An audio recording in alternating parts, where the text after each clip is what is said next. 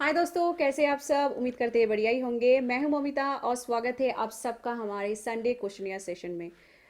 ये वीडियो मैं इसलिए बनाती हूँ हर संडे को ताकि मैं आपके सारे सवालों का जवाब मैं दे पाऊँ। लेकिन अगर कोई भी सवाल आपका मुझसे छूट जाता है तो आप मुझे इस वीडियो के कमेंट में भी पूछ सकते हैं, या फिर आप किसी भी वीडियो के कमेंट में भी आप पूछ सकते हैं कि अगर आपका कोई भी सवाल मुझसे छूट गया हो तो। और आप इंस्टाग्राम पे भी सेम आप बता सकते हैं मुझे अगर आपका कोई भी सवाल मैं नहीं ले पाती हूँ। मैं कोशिश करूँगी नेक्स्ट मेरे वीडियो में मैं वो सवाल इंक्लूड करूँ। तो चलिए स्टार्ट करते हैं आज। तो पहला सवाल है जुनेद सईदा, उनका एक्चुअली स्टेटमेंट है, सेलर अभी टाइम पे डिस्पैच नहीं कर पाते और काफ़ी सारे मुसीबतें बढ़ा रहा है अमेजन अपने सेलर के लिए। ऑर्डर मैसेज नोटिफिकेशन आता था वो भी बंद कर दिया। और भी बहुत सारे इनका स्टेटमेंट है, मैं एक एक करके बोलना चाहूँगी। जैसे आप पूछ रहे हैं कि ऑर्डर मैसेज नोटिफिकेशन नहीं आता है, आपको पहले आता था अभी टाइम पे नहीं आता है। देखिए, नोटिफिकेशन पे रिलाई नहीं करना है, ठीक है। यूट्यूब पे भी ऐसा होता है, इनफैक्ट हर जगह होता है। यूट्यूब पे मैं जो भी वीडियो अपलोड करती हूँ ज़रूरी नहीं है कि हर वीडियो का नोटिफिकेशन आपको मिले, ठीक है। यूट्यूब भी नहीं कर पाता है। और मार्केट प्लेस का भी मैं बात करूँ तो कोई भी मार्केट प्लेस का ये जो नोटिफिकेशन सिस्टम है हर टाइम पे आपको ऑन टाइम नहीं मिलता। लेकिन उसके ऊपर सबसे बड़ी बात है कि आपको नोटिफिकेशन पे रिलाई नहीं करना है। आपको एवरी डे अपना डैशबोर्ड ओपन करना है और चेक करना है कि ऑर्डर आया है नहीं आया है, क्या स्टेटस है। आपका बिजनेस है, अमेजन आपको बोलने के लिए नहीं आएंगे कि आपको क्या करना है क्या नहीं करना है, ठीक है। नेक्स्ट बोल रहे हैं दिवाली के टाइम पे 5 दिन तक सेलर अपने ऑर्डर डिस्पैच नहीं किए हैं। अब अगेन ये फेस्टिवल के सीजन में हर मार्केट प्लेस का यही हाल होता है, क्योंकि इतने सारे ऑर्डर्स मिलता है एक साथ कि डिस्पैच करना और प्रोसेस करना ऑर्डर को हर टाइम पे डिलीवरी बॉय पिकअप करने के लिए नहीं आ पाते हैं। तो इसके लिए आपके ऊपर आपके आपके अकाउंट की परफॉर्मेंस के ऊपर कोई असर नहीं पड़ता है। आपको सिंपली बताना पड़ता है मार्केट प्लेस को कि मेरा जो ऑर्डर था वो मैं डिस्पैच नहीं कर पाया हूँ क्योंकि कोई ऑर्डर पिकअप करने के लिए आया ही नहीं। इतना ही सिर्फ आपको बोलना होता है, ठीक है। उसमें आपको अकाउंट परफॉर्मेंस के ऊपर कुछ आपको असर नहीं होता। नेक्स्ट, और आज भी ये प्रॉब्लम है, 35 रुपीज़ 500 ग्राम पैकेज पे बढ़ा दिया अचानक। कस्टमर केयर भी बकवास हो गया है। अच्छा, शिपिंग कॉस्ट जो इंक्रीज हुआ है अमेजन पे, तो इस बात को भी आप पहले समझिए। शिपिंग कॉस्ट आपको अपनी प्रॉफिट से नहीं देना है, आपको सेलिंग प्राइस में आप बेटर है कि आप अपनी कस्टमर को वो कैरी फॉरवर्ड करें। आपको प्रॉफिट में से नहीं देना है, आपको कैरी फॉरवर्ड करना है अपने कस्टमर को।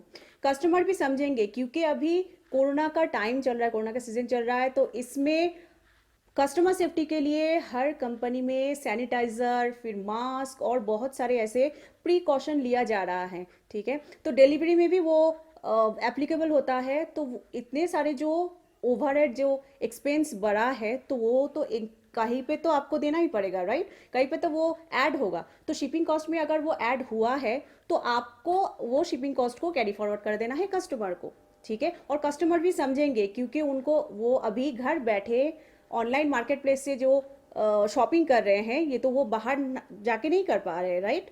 तो ऑनलाइन मार्केट प्लेस से जो शॉपिंग कर रहे हैं तो उनको भी ये पता है कि उनको थोड़ा सा एक्स्ट्रा कॉस्ट शिपिंग में उनको देना पड़ेगा, ठीक है। तो ये बात को आप समझिए। और फिर आपका ये स्टेटमेंट था, कस्टमर केयर बकवास हो गया है, पहले मंडे टू सैटरडे था, अब वो भी कम किया और 9 AM to 4 PM शायद कर दिया है। देखिए अगेन, गवर्नमेंट गाइडलाइंस के मुताबिक हर कंपनी 100% कैपेसिटी में काम अभी नहीं कर पा रहे हैं, ठीक है। हर कंपनी के साथ ऐसा ही हो रहा है। तो जब ये 100% कैपेसिटी में काम नहीं करेंगे तो मैन पावर ऑब्वियसली कम होगा। तो मैन पावर कब होगा तो इनका जो सपोर्ट सिस्टम पहले था वो तो ऑब्वियसली आप आज के डेट में तो मैच नहीं कर पाओगे, राइट। तो आप ये जो टाइम फ्रेम आप बता रहे हो 9 to 4 PM, तो इसके अंदर ही आप कोशिश करें। आपका जो भी सवाल है, आप अगर कांटेक्ट करने की कोशिश कर रहे हैं तो आप करें। अगर उस दिन नहीं हो पा रहा है तो नेक्स्ट डे आप कांटेक्ट करने की कोशिश करें। और बहुत सारी चीज़ें बकवास बकवास, लेकिन पहले अच्छा था। अब देखिए, पहले अच्छा था, पहले तो कोरोना भी नहीं था। आज के डेट में कोरोना है, सबको झेलना पड़ रहा है, राइट। पहले पेट्रोल का दाम 50 रुपीज़ था और आज पेट्रोल का दाम 80 रुपीज़ हुआ है। तो आप ये बोल नहीं सकते हो, राइट, कि आज के डेट और पुराने ज़माने में क्या था वो आप आज के डेट में अब मैच नहीं कर पाते हो, अब मैच नहीं कर सकते हो, राइट। तो आपको एक्सक्यूज नहीं देना है, आपको अपनी बिजनेस के लिए सोल्यूशन ढूंढना है। आप जितना सोल्यूशन ढूंढने में अपना टाइम इन्वेस्ट करेंगे उतना आपका बिजनेस भी बेहतर होगा और एज ए सक्सेसफुल सेलर आप अपने आप को देखेंगे। तो एक्सक्यूज नहीं देना है, सोल्यूशन ढूंढना है। उम्मीद करते हैं आप समझ गए होंगे। नेक्स्ट क्वेश्चन है, अवधेश कुमार पूछ रहे हैं, मैम प्रोडक्ट सोर्स कहाँ से करें, लिस्टिंग में प्रॉब्लम हो, लिस्टिंग में प्रॉब्लम ना हो, ऑथराइजेशन लेटर में कोई प्रॉब्लम ना हो, शिपिंग में प्रॉब्लम ना हो और पेमेंट में भी प्रॉब्लम ना हो। ओके देखिए, आप जब प्रोडक्ट सोर्स कर रहे हैं तो आप लोकल जो आपका जो एरिया है वहाँ पे आप मैन्युफैक्चर ढूंढिए। उनका जो प्रोडक्ट होता है जो नॉन ब्रांडेड है, जिसमें ब्रांड प्रिंटेड नहीं रहता है, ऐसा जेनरिक आइटम्स आप मैन्युफैक्चरर से आप प्रोडक्ट सोर्स करें। तो इसमें क्या होगा, आपको लिस्टिंग में कोई दिक्कत नहीं होगा, क्योंकि हो सकता है कि वो लोकल प्रोडक्ट जो है वो बहुत एकदम ही मार्केट प्लेस में ना हो, ना के बराबर हो, या तो बहुत कम मात्रा में हो। तो फिर आपको फिर वहाँ पे कंपटीशन उतना ज़्यादा देखने को नहीं मिलेगा, तो लिस्टिंग में आपको प्रॉब्लम नहीं आएगा। नेक्स्ट, आप ऑथराइजेशन लेटर में कोई प्रॉब्लम ना हो, क्योंकि वो जेनरिक प्रोडक्ट होगा, उसमें कोई मैन्युफैक्चर का नाम अगर नहीं है, नॉन ब्रांडेड प्रोडक्ट है, तो उसमें आपको ऑथराइजेशन लेटर देने की भी ज़रूरत नहीं है, क्योंकि ब्रांड आइटम नहीं होगा। और शिपिंग में प्रॉब्लम ना हो, आप कोशिश कीजिए इसमें कि फ्रेजाइल आइटम ना हो, ताकि आपको शिपिंग में एक्स्ट्रा ओवरहेड कॉस्ट आपको लगेगा। तो और शिपिंग में भी आपको कोई रिटर्न का जो बहुत इशू होता है, कस्टमर रिटर्न करते हैं, क्योंकि आप अगर फ्रेजाइल आइटम अगर सेल कर रहे हैं और उसको अगर अच्छे से पैक नहीं कर पा रहे हो, तो फिर आपका कस्टमर रिटर्न बहुत ज़्यादा होता है। ठीक है, तो इसके लिए शिपिंग का भी प्रॉब्लम सॉल्व करने के लिए आप फ्रेजाइल आइटम से दूर रहिए, तो आपका वो भी प्रॉब्लम सॉल्व हो गया। नेक्स्ट, आपका पेमेंट में प्रॉब्लम ना हो। देखिए, पेमेंट जो है आपके ऑर्डर आने पे आपको पेमेंट मिलेगा ही, ठीक है, उसमें कोई भी इशू या कोई भी अदर फैक्टर्स काम नहीं करता है। ठीक है, तो जैसे आपका ऑर्डर आएगा वैसे ही पेमेंट आपको मिलता रहेगा। नेक्स्ट क्वेश्चन है आदिल कश्मीरी का। Hi madam, I am from Kashmir, I have question for you, can we change our Amazon account like example merchant fulfilment into FBA. देखिए, मर्चेंट फुलफिलमेंट बाय डिफ़ॉल्ट ही आता है जब भी आप अकाउंट रजिस्टर करते हो अमेजन पे। ठीक है, तो मर्चेंट फुलफिलमेंट आपके डे 1 से ही वो एप्लीकेबल होता है। और एफबीए हो गया कि आप जब अपने प्रोडक्ट्स को अमेजन के वेयर हाउस तक आप पहुंचाते हो, अमेजन वेयर हाउस के लिए वो फुलफिल बाय अमेजन होता है। ठीक है, तो इसमें आपको चेंज कुछ नहीं करना है। मर्चेंट फुलफिलमेंट पे आपका जो भी प्रोडक्ट्स रहता है, आपकी वेयर हाउस से आप सेल कर रहे हो या फिर आपके ऑफिस से आप प्रोडक्ट रख के आप सेल कर रहे हो, तो उनमें से कुछ प्रोडक्ट को अगर आपको एफबीए में भेजना है तो फिर आप उन सारे प्रोडक्ट्स को कन्वर्ट करके एफबीए में आप भेज सकते हो, और बाकी जो प्रोडक्ट्स है वो आप मर्चेंट फुलफिलमेंट यानी कि आप खुद से पैक करके आप भेज सकते हो। ठीक है, तो इसमें आपको कन्वर्ट करने की कुछ भी ज़रूरत नहीं है। हाँ, अगर आप मर्चेंट फुलफिलमेंट टोटली स्टॉप करना चाहते हो तो फिर आपको क्या करना पड़ेगा, आपके सारे जो प्रोडक्ट्स अवेलेबल है उसको आउट ऑफ स्टॉक कर देना है, या फिर एफबीए तक आपको एफबीए भेजना है। नेक्स्ट क्वेश्चन है my little desire, ma'am fashion jewellery में 30 डेज रिटर्न टाइम आता है, इसको 10 डेज कैसे करें। देखिए, 30 डेज का जो पॉलिसीज़ है वो कैटेगरी वाइज, जैसा वो 30 डेज पॉलिसी है वो मार्केट प्लेस की गाइडलाइंस के मुताबिक होता है, मार्केट प्लेस की पॉलिसी है ये, तो आप इसे चेंज नहीं कर सकते हो, आपको सिर्फ बस फॉलो करना है, क्योंकि आपको उनके प्लेटफॉर्म में आप अपना प्रोडक्ट सेल कर रहे हो, तो फिर मार्केट प्लेस की गाइडलाइंस के मुताबिक ही आपको चलना पड़ेगा, इसमें आप कुछ चेंज आप कर नहीं पाओगे। नेक्स्ट, आलोक शर्मा पूछ रहे हैं, hello ma'am, I want to start online selling business, but ये समझ नहीं आ रहा है कि जीएसटी लेने के बाद प्रोडक्ट कितना खरीदूँ, अगर सेल नहीं हुआ तो उसका लॉस हो जाएगा। अब देखिए, प्रोडक्ट खरीदने से पहले आपको प्रोडक्ट रिसर्च करना है अच्छे से, प्रोडक्ट का आपको डिमांड पता करना है, प्रोडक्ट की क्वालिटी आपको सही से प्रोक्योर करना है। तो कुल मिला के प्रोडक्ट की क्वालिटी, प्रोडक्ट की अवेलेबिलिटी और प्रोडक्ट की डिमांड, ये 3 चीज़ें आपको देखना पड़ता है, तो इसमें प्रोडक्ट रिसर्च आपको करना ही होगा। और नेक्स्ट, आपको एग्जैक्टली कितना खरीदना चाहिए, ये अगेन आप जब स्टार्ट कर रहे हो ना ऑनलाइन सेलिंग, तो आपको लॉस ना हो जाए ये भी देखना पड़ता है। तो आप स्मॉल क्वांटिटी में अपनी प्रोडक्ट को प्रोक्योर करें, प्रोडक्ट सोर्स करें स्मॉल क्वांटिटी में। ऐसा नहीं कि आपको कोई प्रोडक्ट एक पसंद आ गया और उसका 100 क्वांटिटी आप लेके आ गए ऑनलाइन सेलिंग के लिए, ऐसा नहीं होता। पहले उस प्रोडक्ट का डिमांड चेक कीजिए, अवेलेबिलिटी कैसा है, कंपटीशन कैसा है ऑनलाइन सेलिंग में जहाँ पे आप compete करोगे, और फिर इसमें आपका क्वालिटी भी देखना पड़ता है कि सही क्वालिटी में सही प्राइस में आपको बेचना है। तो इतने सारे जो फैक्टर्स है ना आपको प्रोडक्ट रिसर्च में वो करना पड़ता है, अदरवाइज आपका लॉस होना ही है। ठीक है, ई कॉमर्स में आप स्टार्ट कर रहे हो ऑनलाइन सेलिंग, मैं सबके लिए ये बता देती हूँ कि प्रोडक्ट बहुत इंपॉर्टेंट होता है, और प्रोडक्ट अगर आप सही से प्रोक्योर नहीं करोगे तो ऑनलाइन बिजनेस में आप सस्टेन ज़्यादा दिन तक नहीं कर पाओगे। ठीक है, इंडियन फूडी का क्वेश्चन है, मैम मैं सुजय कोलकाता से बोल रहा हूँ, अगर हम 10 आइटम प्राइस 300 टू 400 के आसपास सब सेलर का कम प्राइस में दे सकता हूँ, तो क्या मैं 75,000 का टर्नओवर कर सकता हूँ?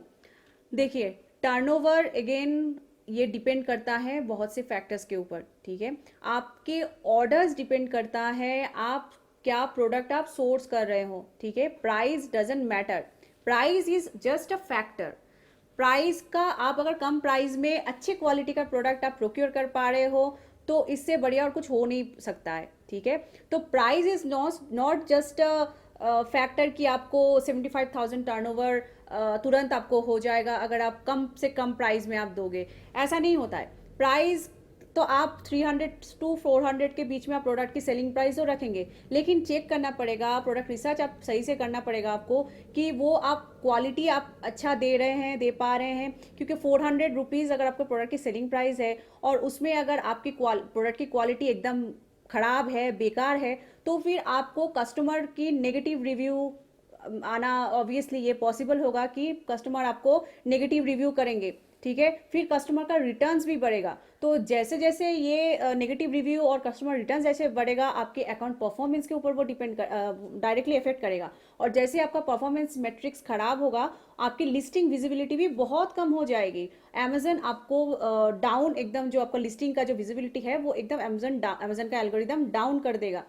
तो ये सारे जो फैक्टर्स है वो डिपेंड करता है। आप अगर सारे चीज़ें सही से करोगे तभी आप देख सकते हो अपना मंथ बाय मंथ इम्प्रूवमेंट आपका होगा। और सेलिंग पे जब आप 75,000 का टर्नओवर आप बोल रहे हैं, सिर्फ 10 प्रोडक्ट से हो सकता है, नहीं भी हो सकता है। ठीक है, क्योंकि आप, वही मैं बता रही हूँ, प्रोडक्ट आप अगर सही से रिसर्च करके नहीं लाओगे तो फिर वो 10 प्रोडक्ट्स भी हो सकता है कि आपको कोई भी ऑर्डर ना दे, और हो सकता है कि 10 प्रोडक्ट्स भी आपको 1 लाख से भी ज़्यादा टर्नओवर कर दे।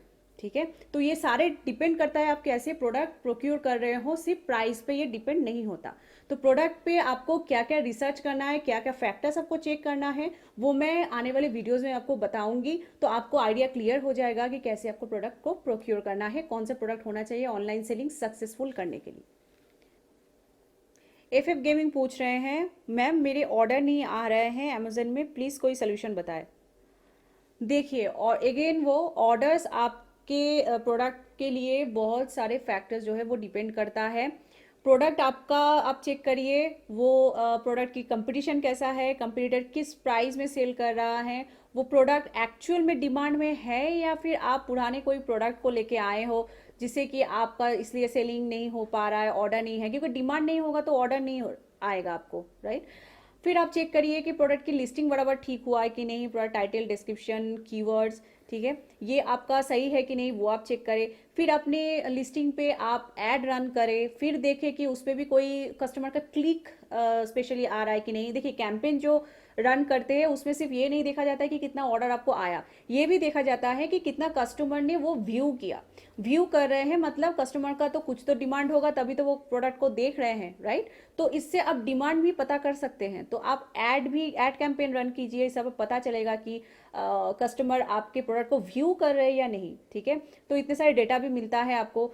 तो बहुत सारी चीज़ें आपको ट्राई करना पड़ता है अपनी, क्यों ऑर्डर नहीं आ रहा है। क्योंकि सिर्फ एक चीज़ नहीं होता कि जिससे कि आपको ऑर्डर नहीं आ रहा है। कभी कभी होता है कि आपने प्राइस इतना ज़्यादा रख दिए हैं, प्रोडक्ट की जो डिमांड उतना नहीं है लेकिन प्राइस भी उतना हाई है, तो फिर ऑर्डर कहाँ से आपको देखने को मिलेगा, राइट। आप जितना भी ऐड कैंपेन भी रन कर लो फिर भी आपको ऑर्डर नहीं आएगा। फिर उसमें फिर डिस्काउंट देके वो प्रोडक्ट को फिर सेल करना पड़ता है। तो आपको प्रोडक्ट को ऐसे निकालना है, ठीक है। अगर वो प्रोडक्ट डिमांड में नहीं है और सेलिंग प्राइस बहुत ज़्यादा है तो सेलिंग प्राइस कम करके भी आपको ऐसे प्रोडक्ट को छोड़ देना चाहिए, प्रोडक्ट को पकड़ के मत रखिए। कुछ लोग ऐसा होते हैं कि प्रोडक्ट एक बार प्रोक्योर कर लिए, बहुत अच्छा लग गया प्रोडक्ट, तो उसको प्रोडक्ट को ही लेके फिर, और हो सकता है कि पहली बार बहुत सारे ऑर्डर्स भी आ गया तो इसी प्रोडक्ट को लेके हम फिर कंटिन्यू चलेंगे, जितना ऑनलाइन सेलिंग मुझे करना है इसी प्रोडक्ट को लेके करना है। ऐसा नहीं करना है, प्रोडक्ट का भी एक लाइफ होता है, जैसे वो 3 मंथ्स का, फिर 6 मंथ्स के बाद फिर डिमांड कम हो जाता है, तो ये भी आपको मार्केट में पता करना रहना पड़ता है हमेशा कि वो प्रोडक्ट एक्चुअल में उस टाइम में डिमांड पे है या नहीं है। तो इतने सारे फैक्टर्स है जो मैं आगे भी आने वाले वीडियोस में आपको बताऊंगी कि और क्या क्या आप चेक कर सकते हो जिससे आपका ऑर्डर जो है वो आप जनरेट कर सको। ठीक है, तो उसमें भी आप ध्यान दीजिए। नेक्स्ट क्वेश्चन है Clive Cardoz, I am a reseller and want to start selling clothing bought from a brand which no other seller is selling on Amazon till date. Okay, how do I register the brand? I don't want to list my product as generic. The brand from whom I am buying the product doesn't have a trademark registered, nor do they have packaging with their name and logo printed. Your help will be much appreciated. Okay, तो आप अपना brand को register करना चाहते हैं। देखिए, आप Amazon पे सेलिंग करना स्टार्ट कर सकते हैं। आपके पास दो ऑप्शन है। अगर आपका ब्रांड ऑलरेडी रजिस्टर्ड है तो आप ट्रेडमार्क रजिस्टर करके आप अपना सेलिंग स्टार्ट कर सकते हैं, या फिर जैसे आप बोल रहे हैं कि आप क्लोथिंग सोर्स कर रहे हैं नॉन रजिस्टर्ड ब्रांड से, तो आपको पहले क्या करना है, अपने ब्रांड को प्राइवेट लेवल करना है, और इसके लिए अपनी ब्रांड को वो नॉन ब्रांडेड आइटम्स में आपको लेवल करना होगा। ठीक है, प्रिंटेड करिए या टैग लगाइए आप, या फिर आप जैसे भी हो, आप अपना ब्रांड को लेवल करना है। प्रोडक्ट पे आपका ब्रांड नेम विजिबल होना चाहिए। ठीक है, नेक्स्ट आपको करना है पैकेजिंग मटेरियल भी आपको क्रिएट करना है अपनी ब्रांड नेम पे। ठीक है, तो ये दो स्टेप हो गया, सबसे पहले आपको करना है। उसके बाद आपको अप्लाई करना है GTI एग्जेम्पशन अमेजन पर अपनी प्राइवेट लेवल ब्रांड नेम पे। ठीक है, तो फिर आप अपना ऑनलाइन सेलिंग स्टार्ट कर सकते हैं। फिर लेटर आप क्या करें, आप अपनी ब्रांड को जो आप सिलेक्ट किए हो अपनी प्रोडक्ट लाइन के लिए, वो आप ट्रेडमार्क के साथ रजिस्टर करें। फिर आप जैसे आपका रजिस्ट्रेशन सर्टिफिकेट आपको मिल जाएगा, वो 1 ईयर तक टाइम आपको लगता है ट्रेडमार्क रजिस्टर सर्टिफिकेट मिलने में, तो फिर आप 1 ईयर के बाद फिर आप ब्रांड रजिस्ट्री भी कर सकते हैं अमेजन पे। ठीक है, तो पहले आप क्या करें, अपनी प्राइवेट लेवल अपनी जो ब्रांड पहले आप चूज करें ब्रांड नेम, फिर उसके बाद नेक्स्ट स्टेप में आप ब्रांड नेम को अपनी प्रोडक्ट और पैकेजिंग दोनों में आप लेवल करें। नेक्स्ट आप GTI एग्जेम्पशन ले लें अमेजन पे, और फिर अपना प्रोडक्ट सेलिंग स्टार्ट करें।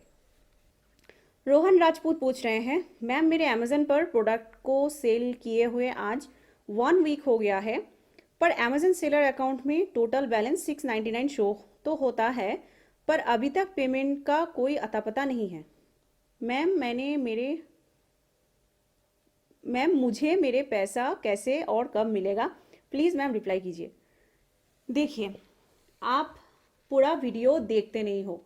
अगर पूरा वीडियो देख लेते हो ना, तो फिर आपको सारा इंफॉर्मेशन वहीं पे मिल जाता है, फिर आपको फिर सवाल करने की ज़रूरत ही नहीं होता। लेकिन आप पूरा वीडियो देखते ही नहीं हो कभी।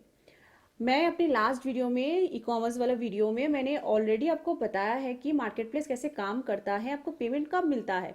तो आप डिस्क्रिप्शन में जाके वो वीडियो एक बार देख लीजिए, आपको पूरा डिटेल्स वहाँ पे मिल जाएगा, और भी अगर कोई सवाल है आपका वहीं पे डाउट जो है वो क्लियर हो जाएगा। और आपके इस सवाल के अनुसार मैं बता दूं, 15 डेज का टाइम साइकिल होता है अमेजन पे। तो जैसे आपका 15 डेज कंप्लीट होगा, आपको आपका अमाउंट जो है आपके बैंक अकाउंट में, अगर आप सही से डाले हो तो आपको अपने बैंक अकाउंट में आ जाएगा। विकास वर्मा पूछ रहे हैं, what will be the approx total estimate for my website Momita. देखिए, एस्टिमेट डिपेंड करता है आपके रिक्वायरमेंट और फंक्शनलिटी आपको क्या क्या चाहिए इसके ऊपर। ठीक है, तो आपके पास 3 ऑप्शन है। पहला ऑप्शन, आप सास बेस्ड प्लेटफॉर्म सर्विस प्रोवाइडर आप यूज़ कर सकते हैं। शॉपिंग सॉफ्टवेयर आपको रेडीमेड मिलता है वहाँ पे, तो आप अपनी वेब स्टोर क्रिएट कर सकते हो सास बेस्ड प्लेटफॉर्म के जरिए। तो शॉपिफाई है, फिर और भी बहुत सारे ऐसे सर्विस प्रोवाइडर आपको मिल जाएगा, जिसमें कि आपको एस्टिमेट पड़ेगा 2000 से लेकर 3000 तक आपको मंथली जो है कॉस्ट आपको आएगा। ठीक है, इनफैक्ट मैं शॉपिफाई के ऊपर सीरीज बना रही हूँ, आपको बहुत जल्द इस पे ऊपर वीडियो आ जाएगा, तो आप डिसाइड कर सकते हो कि आपको क्या करना है, वेब स्टोर करना है या वेबसाइट क्रिएट करना है। नेक्स्ट आपके पास ऑप्शन है कि आप अपना वेबसाइट क्रिएट करके भी आप खुद से, अगर आपका नॉलेज है तो आप खुद से भी आप क्रिएट कर सकते हो। वूकॉमर्स है, फिर बहुत सारे ऐसे प्लेटफॉर्म्स है जिसके जरिए आप अपना वेबसाइट जो है क्रिएट कर सकते हैं, अगर आपके पास टेक्निकल नॉलेज है। नहीं तो आप एक डेवलपर भी हायर करके वो सारे काम करवा सकते हो। तो वो डेवलपर की सैलरी अगेन डिपेंड करता है, लेकिन अप्रॉक्स आपका 30 to 40,000 आपको पड़ेगा मंथली डेवलपर को सैलरी देने के लिए। फिर डेवलपर से आप अपना वेबसाइट आराम से क्रिएट कर सकते हो। इसके ऊपर आपको होस्टिंग वगैरह इसके लिए भी आपको परचेस करना होगा, ठीक है। इंक्लूडिंग अगर मैं बोलूँ तो 40K के आसपास आपको हो जाना चाहिए। नेक्स्ट आपको थर्ड जो ऑप्शन आपके पास है वो है कि आप किसी वेब डेवलपमेंट कंपनी को हायर कर लीजिए और ई कॉमर्स वेबसाइट आप बना सकते हो। प्लगइन्स वगैरह और अदर्स बहुत सारे फंक्शनलिटी के लिए आपको ज़्यादा से ज़्यादा कॉस्ट आएगा 25 to 30,000, ठीक है। तो इसके अंदर आराम से आपका वेबसाइट बन जाएगा।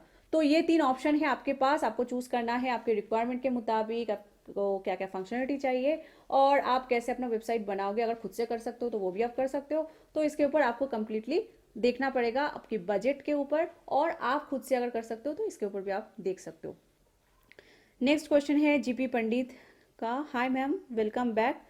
मैम मैं पटना में रहता हूँ, क्या मैं अमेजन एफबीए कर सकता हूँ? देखिए, पटना में फ़िलहाल मेरी जानकारी के मुताबिक अमेज़न एफबीए की सर्विस नहीं है। आप नियरेस्ट जो एफबीए है वो है लखनऊ में या फिर कोलकाता में। आपको क्या करना पड़ेगा, आपको उस स्टेट का जीएसटी लेना पड़ेगा, ठीक है। आपको यूपी या फिर आपको वेस्ट बंगाल का जीएसटी लेना है और आप अपना प्रोडक्ट्स जो है एफबीए में भेज सकते हैं। इसके लिए मैंने बहुत दिन पहले एक वीडियो भी बनाई थी कि मल्टीपल स्टेट में आप कैसे बहुत आसानी से प्रोडक्ट सेल कर सकते हो। तो मैं डिस्क्रिप्शन में इस वीडियो का लिंक भी दे दूंगी, आप जाके एक बार देख लीजिए। तो आपको आपका जो आइडिया वो क्लियर हो जाएगा कि आपको मल्टीपल एफबीए में कैसे सेल करना है, मल्टीपल स्टेट के एफबीए में आपको कैसे सेल करना है। नेक्स्ट तौसीब बेग पूछ रहे हैं, hello, thanks for the video, what is the packaging difference between easy ship and FBA, how thoroughly I have to pack my products for FBA comparatively to easy ship. अब देखिए, easy ship और FBA में क्या difference है। Easy ship होता है कि जब आप अपनी प्रोडक्ट आपके पास ही रहता है, फिर आप जब सेल करते हो, ऑर्डर आने पे आपको पैक खुद से करना पड़ता है, पार्सल को रेडी रखना है। फिर अमेजन की तरफ से कुरियर वाले आते हैं और वो पार्सल लेके फिर डिलीवरी करते हैं कस्टमर तक। ये होता है इजी शिप। तो इजी शिप में आपको पैकिंग सारा जो पार्सल का जो पैक करना होता है एंड टू एंड आपको करना पड़ता है। इजी शिप वाले सिर्फ कुरियर वाले आते हैं और आपके पार्सल को लेके जाते हैं। तो पैकिंग का कॉस्ट वगैरह सब जो है वो आपको ही करना पड़ता है और आपको ही पैक करना पड़ता है। और एफबीए में क्या है कि आप अपनी प्रोडक्ट्स को अमेजन की वेयर हाउस में भेजते हैं, तो आपको बस एक सिंपल एक बारकोड लगा के आपको अपने प्रोडक्ट को एक जगह पे पैक करके एक बॉक्स में जितने भी आप प्रोडक्ट्स भेज रहे हो 10 15 20 जितना भी आपका क्वांटिटी है वो आप फिर डाल के वो बॉक्स आप भेजते हैं, ठीक है। तो ये हो गया एफबीए। और एफबीए में पहुंचने के बाद, अमेजन वेयर हाउस में पहुंचने के बाद पैकेजिंग का जो भी प्रोसीड्योर होता है वो एफबीए वाले ही करते हैं, और इसमें आपको पैकिंग फी देना पड़ता है एक्स्ट्रा एफबीए में जब आप प्रोडक्ट रखते हो। तो यही डिफरेंस है इजी शिप की पैकिंग और एफबीए के पैकिंग में। एक्सेसरीज आप पूछ रहे हैं, I have a problem with NIC code, which one should I select for e commerce. देखिए, आप उद्योग आधार में जब रजिस्टर करते हो तो वहाँ पे आपको कुछ इन्फॉर्मेशन आपको यहाँ पे जान लेना चाहिए। जब जीएसटी से पहले मैंने ये वीडियो अपलोड किया था तो तब एनआईसी कोड अवेलेबल था रिटेल और होलसेल के लिए, ठीक है। तो आप अपनी ई कॉमर्स के लिए वो इस्तेमाल कर सकते थे, लेकिन जीएसटी आने के बाद ये प्रावधान अभी चेंज हो गया है। एनआईसी अभी रिटेल होलसेल ई कॉमर्स किसी के लिए भी नहीं लगेगा, क्योंकि इसे हटा दिया गया है एनआईसी से, ठीक है। तो उद्योग आधार की अभी आपको जरूरत ही नहीं है अगर आप ई कॉमर्स बिजनेस करना चाहते हैं। आपको सिर्फ जीएसटी लेना है, जीएसटी से ही आपका सारा काम हो जाएगा। उद्योग आधार से एनआईसी हटा दिया गया है। फिर से मैं बोल रही हूँ, रिटेल और होलसेल को एनआईसी से हटा दिया गया है। सौम्ब्रो समेंदर पूछ रहे हैं, I am your oldest subscriber, why you not upload videos on time. अच्छा, देखिए, YouTube से हमेशा नोटिफिकेशन हर किसी को नहीं मिलता है। जिस वीडियो में आप कमेंट कर रहे हो उसके पहले भी मेरा 8 वीडियोस ऑलरेडी मैं अपलोड कर चुकी हूँ, लेकिन आपको उसका शायद नोटिफिकेशन नहीं मिल पाया होगा। और इसके ऊपर मैं बता दूं आपको, क्योंकि आप बोल रहे हो कि आप ओल्डेस्ट सब्सक्राइबर हो, तो हो सकता है कि आप बेल आइकन तो दबाए हो लेकिन ऑल नोटिफिकेशन आप सिलेक्ट नहीं किए हो, क्योंकि क्या हुआ है, ये यूट्यूब में नया फीचर आया है, नया वो जो सिस्टम जो है उसमें चेंज हुआ है कि आपको अभी बेल आइकन के साथ साथ आपको ऑल नोटिफिकेशन भी सिलेक्ट करना होगा, तभी आपको नोटिफिकेशन मिलेगा। नहीं तो मैं जो वीडियोस अपलोड करूंगी आपको नोटिफिकेशन नहीं आएगा। ठीक है, तो आप अपने अकाउंट पे जाके एक बार चेक कर लीजिए कि आप सब्सक्राइब के साथ साथ बेल आइकन भी दबाए हैं और बेल आइकन के साथ साथ आप ऑल नोटिफिकेशन भी वहां पे सिलेक्ट किए हैं। ठीक है, वो आप एक बार चेक कर लीजिए। नेक्स्ट क्वेश्चन है वेब लाइफ इंडिया का। Good evening madam, I am a new seller, just got my GST details to register myself on Amazon. Okay, congrats. Is barcode reader or barcode printer or tags are mandatory for me to buy them before start selling online? Please suggest. नहीं, आपको barcode reader या barcode printer या tags की ज़रूरत नहीं है initially start करने के लिए। और मैंने एक वीडियो रिसेंटली मैंने अपलोड किया है कि क्या क्या रिक्वायरमेंट होता है ई कॉमर्स बिजनेस स्टार्ट करने के लिए। आप एक बार वो वीडियो देख लीजिए। और उसमें मैं वीडियो अपलोड की हूँ कि क्या क्या प्रोडक्ट्स आपको चाहिए। मैं प्रोडक्ट्स भी शो की हूँ, अपना अमेजन स्टोर फ्रंट दिखाई हूँ, उसमें भी जाके आप चेक कर सकते हो कि ऑल्टरनेटिव क्या प्रोडक्ट है आपको, जिससे कि आप बारकोड प्रिंटर की ज़रूरत नहीं है। इनिशियली आप कैसे स्टार्ट करोगे, किस प्रोडक्ट से आपको स्टार्ट करना है। ठीक है, तो वो वीडियो आप एक बार देख लीजिए। नेक्स्ट क्वेश्चन है अरुण जी का। Hello ma'am, this is Arun from Delhi. I had a registered brand and now want to sell on Amazon. Do I also need my brand packaging as I currently don't have it? Did I need brand packaging for GTI examination and brand registry both? जी हाँ, आपको GTI एग्जामिशन और brand registry दोनों के लिए ही आपको brand packaging आपको चाहिए। तो आप पहले क्या कीजिए कि एक साथ आपको ज़्यादा क्वांटिटी में नहीं करना है। ब्रांड पैकेजिंग आपको जीटीआई के लिए भी चाहिए, क्योंकि जीटीआई अप्रूवल के बाद फिर एक नया प्रोसेस भी ऐड हुआ है कि आपको अपना ब्रांड वाइट लेवल पे आपको लिस्ट करना पड़ता है। मतलब कि आपका ब्रांड का जो पैकेजिंग और फिर आपका ब्रांड नेम भी पैकेजिंग पे होना चाहिए और प्रोडक्ट पे भी होना चाहिए। ठीक है, तो ये जीटीआई एग्जामिशन के लिए भी आपको अभी ब्रांड पैकेजिंग की ज़रूरत है और ब्रांड रजिस्ट्री के लिए भी आपको पैकेजिंग चाहिए। आई एम राजा पूछ रहे हैं, हेलो मैम, कैसे हो आप? मैं बढ़िया हूँ, thank you for asking. Ma'am, मैं सिटी के थोड़ा दूर विलेज से हूँ, विलेज से ई कॉमर्स का बिजनेस कर सकता हूँ?